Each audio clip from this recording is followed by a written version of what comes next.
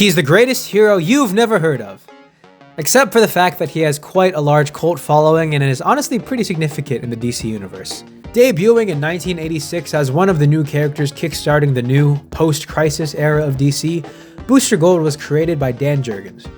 When Michael John Carter, an up-and-coming college quarterback from the 25th century, gets caught placing bets and throwing his own games for money, because of family reasons which, depending on the canon, changes, he ruins his future, being kicked off the team and expelled from school. He's struck with public ridicule, and his career is dissolved into being a night watchman at a Metropolis museum, which, let's be honest, all things considered, it's a pretty decent position for a guy who's a national disgrace. Slowly, Michael's dream of fame and success dies. Until one night, he could take it no longer. We were walking past a time machine and Booster seemed even more intense than usual. I tell you, Skeets, it could really work. I could be a superhero, and a rich one at that. You have two very large problems, Michael. 1, you have no superpowers. 2, knowing as much as they do of your past, the people will never accept you. You're right. I wouldn't be accepted now. But I can go back in time with Rip Hunter's time machine. I can be a superhero where no one knows who I am. Don't be ridiculous. Why shouldn't I? I can have everything back that I've lost, and more. Besides, think of the opportunity to live in the past. Think of the events we'll see, the people we'll meet. But what of the void in time? There's a tremendous gap in our historical records. I don't care. I'm going. And so, by stealing some control bands, a power suit, and most importantly, a Legion flight ring that was hanging around the museum, Michael John Carter went back to the 20th century and became the one and only Gold! After joining the Justice League International, Booster became a signature member in DC mythos, characterized by his bubbly, sitcom-esque friendship with Ted Kord, the Blue Beetle, and their various get-rich-quick schemes. Yet, the thing that makes Booster such an interesting character is that, despite all of the self-centeredness, all of the shallow antics Booster puts himself in to pursue money and attention, deep down, he knows he's a fraud. He knows he's a failure.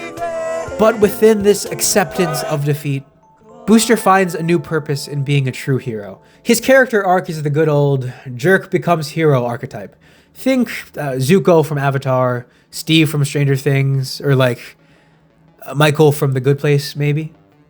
This dynamic is further explored in the DC Comics 52 Weeks, and even more so in Booster Gold Volume 2, which is probably one of my favorite, if not my favorite, comic run of all time.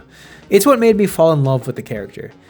You know, this is all a roundabout way of saying that Booster Gold is my second favorite character. Obviously, number 1 being Superman, come on.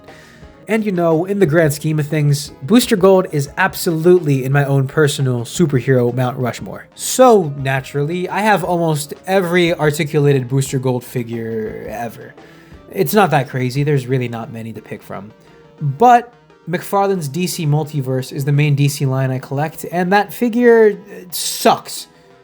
This figure is based on Booster's Volume 2 / current design, so he has no collar like in his 80s costume, which I actually like a lot. But, you know, not to get all nerd about it, typically when Booster is drawn with this design, his suit is much more gold than yellow, as he's only really colored in yellow with his classic collar, you know, his 80s design. I mean, literally the comic this is based on has him drawn with shiny gold all the time. Also, I mean, come on, what are we doing here? And his goggles / visor thingy, it's not clear like it should be. Which is something I tried fixing a while ago by resculpting his face, but I'm not too happy with it, and that's a whole video for another time when I redo it. So anyway, last year I picked up 2 of my Grail figures, the DC Direct Justice League International Booster Gold and Blue Beetle, which have these beautifully clear plastic pieces on their eye gear. I was sitting at my desk one day last year, looking at this Booster figure, his collar, the clear goggles, the bright yellow, and thought to myself, yeah, I gotta make a custom of this thing. So I bought a spare McFarlane Booster figure for like $10 and took off. Full disclosure, I started this custom last year, had to put it on hold and finished it recently, so my process is all over the place. There were 3 huge problems I knew I was going to face going into this custom. Number 1, the collar. Number 2, the head. And number 3, painting yellow. The collar was actually much easier to figure out than I thought. I took this old Toy Biz Power Man figure, cut his collar off, inverted it, and glued it on. I then had to just fill the gaps via sculpting using green stuff and Aves epoxy. Green stuff for the longer areas since it's more flexible, and epoxy for the fine edges since it's a harder material and easier to work with, or at least for me it is. Okay, this was a long time coming. I originally was just going to use the DC Direct head, but I felt bad. I wanted this DC Direct figure for so long, I didn't want to just waste the head on a custom and have the body floating around. So my only option was to color match the blue of the original figure with my custom so I could head swap whenever I wanted, keeping the original head intact while having the option to put it on this custom. But I knew it ultimately wouldn't work. I'm not that good at paint matching, and also I didn't want to just have the body floating around, so I had to come up with something else. I ended up removing the goggles on the original figure and making a resin cast of this head so I could do whatever I wanted with it. But now I had an even bigger problem. How would I make his clear visor? Looking through an old bin, I found this product called Oimaru, I think it's called. I bought it a few years ago after discovering it from this YouTube video by Zubby. It's pretty much a malleable rubber material that you can make casts out of without making a mess using silicone and making an elaborate mold. You just heat it up with some warm water and you can shape it however you like. So I made a mold of the DC Direct visor with this product and cast it using UV resin so it could be clear and also quick to make, since I know I would need to go through a lot of trials to successfully cast it. But finally, I got a good cast. Now that I knew this resin recast of the head and visor could work, it was time to do my magic on the head sculpt. I love this DC Direct head sculpt, but whenever I make a custom, I try putting my own twist on it. And now, since I had an infinite booster gold head glitch, I decided to try something out and resculpt his hair. There's nothing wrong with this original hair sculpt. I mean, the entire head is very faithful to Kevin Maguire's artwork on Justice League International, but it's a different style from Dan Jurgens' art on Booster Gold Volume 1, and I mean, his hair is parted in a different direction. He's practically a different guy. So, to distinguish the two, I gave Booster a buzz cut and then resculpted his hair to be more flowy and in the opposite direction. I even added a little spit curl on the front as an homage to Booster's haircut in Volume 1, which also shows up in a lot of Dan Jurgens' artwork since then. Then I painted the face up. Don't worry, I'll go more into the painting process later. And I was ready to glue on the visor, which I had tinted using yellow Sharpie. But I ran into a problem, which you can actually see here. Okay, so this is something interesting I didn't think I'd have to account for. When I put the glue over the Sharpie, it turned red or orange. So I suppose that's probably something due to whatever chemical reaction happens, yada, yada, yada. So I'm going to have to redo it. I'm going to have to do the Sharpie on the outside instead and see if that works. But luckily, I was able to remove the stains using my best friend, non-acetone nail polish remover. And in the process, it somehow permanently dyed the resin yellow, so win for me, I guess. I glued on the visor and there was another problem. The visor was somehow too small for his face. So I went in and filled the gaps with even more UV resin, which accidentally seeped into the sculpt, leaving this mark here. Which honestly, after all of that work, I'm okay with because it's not too noticeable and it kind of just looks like the original figure. Because that also had these weird marks on the side because of the way it was connected to the face, so whatever, man. Finally, his head was done. Okay, painting is what made making the figure last so long, but first I'll talk about the sculpting real quick. I gave him more muscles, sculpted the detail of the suit, cut up and resculpted these cuffs from a Marvel Legends forge for Booster's braces, and gave him some hands for my fodder box. Okay, cool, we good? Good. Alright, I really wanted to give Booster a metallic blue and shiny yellow paint job. Like I said, in the 80s, he was mostly drawn using yellow and blue, not gold and blue, as his name suggests. Sure, you could make the argument that, well, his suit in canon could technically be considered gold. It looks shiny yellow because what the color is— Shut up, bro. Okay, I want the toy to look like what it does in the book. If it looks shiny yellow, then I'm making it yellow, okay?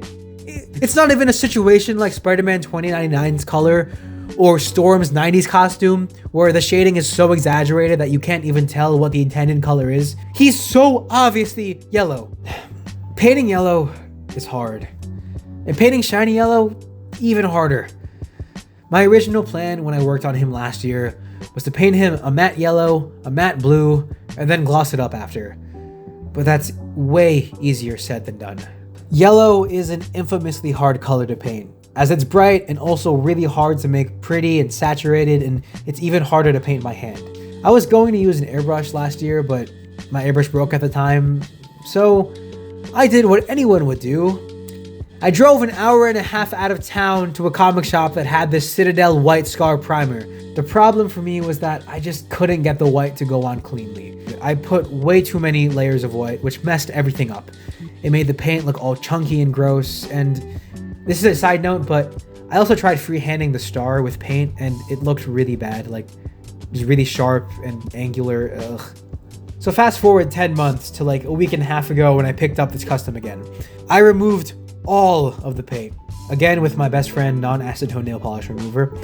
I sculpted a star on, which looked way better and was a way better idea than just painting it. And then I also refined some of the other sculpt details to make it look more crisp. Now, it was time to paint.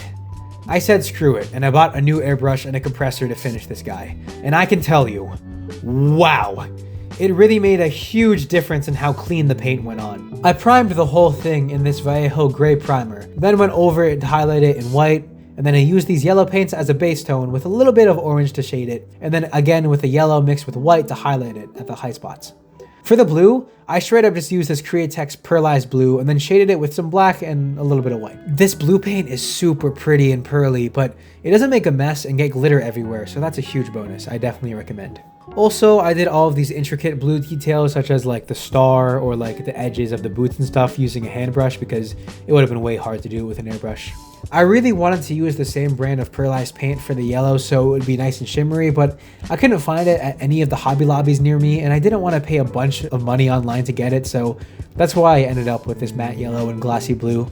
I sealed the entire figure with Mr. Super Clear Matte, then went in with many thin layers of Vallejo glass varnish on the blue to make it shiny again. Again, I just used a hand brush for this. I was thinking about glossing the yellow too, but I actually kind of like the look of the glossy blue and the matte yellow. Although, I have to admit something.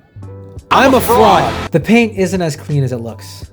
Well, I mean, the texture is smooth, it's not chunky or globby or anything, but for some reason, when I went to seal the figure, all of these weird speckles started showing up on the yellow. I don't know, maybe the nozzle of my clear coat had some dirt on it or something. I don't know, this is a really weird thing I've never experienced before, and the paint was super clean before sealing, so I don't know what's up, but I'm not gonna redo it unless I get that pearl yellow paint. In that case, I'll redo all of the yellow. Overall, version 2 of this custom is much better than the first version, which I mean, I didn't even finish. I mean, look at that star and that blue color and the shine and his luscious locks. Booster doesn't come with much. By that, I mean, he literally has flying hands, thumbs up hands, and skeets. The last two I stole from 2 different DC Direct figures. At some point, it would be really cool to do some cheesy, on-brand booster products, or maybe some accessories based on the Club JLI arc in Justice League International that the unreleased DC Icons 2-pack of Booster and Beetle had. Man, I think about these figures daily, by the way. I am never forgiving DC Collectibles for canceling the line before they drop these guys. I'm not gonna do a full articulation segment since I'm sure you can guess how well this guy can move, but I would like to say that his torso has way more movement than the original since I modded it. But also his head can't look very far up at all because his collar isn't flexible enough, but I'm okay with it. Hey guys, so now we're gonna get to the part of the video that I clearly recorded 3 months later. Here are the comparisons. Here's Booster with the figures that made him, the DC Direct JLI Booster and of course the McFarlane Booster.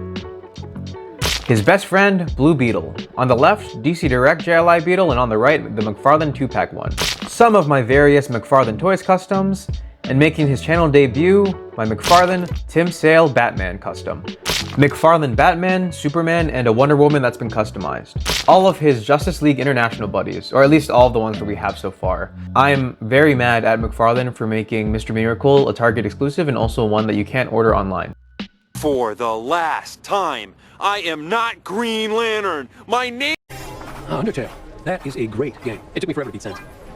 Here's Booster with some other time travel figures. And here he is with my entire Booster Gold action figure collection. If you or anyone you know is selling the Minimates 2-pack for cheap, please let me know. I've been really trying to track these down for a good price. In the original cut of the script, I had this whole bit about how I found this Thomas the Tank Engine Booster Gold on the Boosterific forum, and how I really wanted it. And within those 3 months, I ended up buying the train, so that bit isn't here anymore. But also, Muddy Beans Booster Gold. Okay, so that's a wrap on this video. That is probably too niche and took a little bit too long because I was sidetracked with many other side projects. But thank you guys for watching. I was really passionate about making this figure, and I hope it shows. Honestly, I already think it's kind of aging poorly, but don't worry about it. I'll probably update it again in the future. There are a lot of things I would have done differently, but it was a good learning curve for me at least. Just like how my Superman custom is front and center on my Superman display, this figure is definitely taking that spot on my booster shelf. Thank you guys for watching. A like, subscribe, a follow on Instagram and TikTok at UkesFigures would be much appreciated, along with a comment on this video. Let me know your Booster Gold fan cast in the DCU. If it's Glenn Powell, though, I get to shoot you. I know I'm probably gonna get flamed for this, but I was really looking forward to Kuma Nanjiani's Booster Gold. Can I get a four slice? No, one. Given the context of what this DCU is and how a lot of the characters are just old for some reason, I think it worked perfectly well. I know it's not technically not confirmed to happen because the Deadline article that reported him quote-unquote not playing the role didn't really say anything about him not playing the role, but it's still a shame if it didn't happen, at least for me. My current fan cast is probably Manny Jacinto, and I'm probably gonna get some flame for that too, but I don't know. I've probably read more Booster Gold comics than you have, so it's okay, don't worry about it. I'll see you guys in the next video, whatever that may be. I say whatever because I genuinely don't know what it's gonna be. I have like 4 different videos planned, and I don't know which one's gonna get released first, but thanks for watching, and as always, stay boosterific. I'm going to find a place I want to be. And then I'm going to attack that market for all it's worth and make a few $1,000,000. Like it or not, the world is soon going to learn that Booster Gold is here to stay. Gold, always believe in your soul. You've got the power to know you're indestructible.